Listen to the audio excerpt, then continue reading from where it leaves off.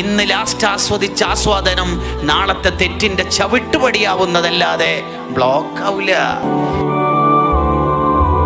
Love അഫെയറിൽ ഉള്ള കുട്ടികൾ ഒരു വഅദ് കേട്ടപ്പോൾ, അല്ലെങ്കിൽ റമദാൻ ആവാറായപ്പോൾ, റബീഉൽ അവ്വലായപ്പോൾ നിർത്തിയേക്കല്ലേ, നിർത്താം അല്ലേ? ഇന്ന് ലാസ്റ്റ് ആസ്വദിച്ച ആസ്വാദനം നാളത്തെ തെറ്റിന്റെ ചവിട്ടുപടിയാവുന്നതല്ലാതെ ബ്ലോക്ക് ആവില്ല. എന്നിട്ട് ബൂസ്തൂരി ഇമാം നമുക്ക് മനസ്സിലാവണ ഒരു ഉദാഹരണം പറയാം. ഇന്ന ത്വആമ യുഖവ്വി ശഹ്വതൻ നഹിമി.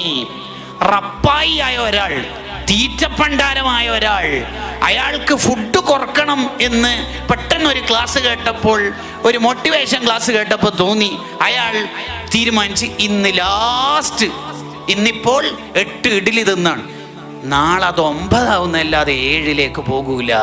കാരണം 8ന്റെ രസം പഠിച്ച ആൾ 9ലേക്ക് പോകും.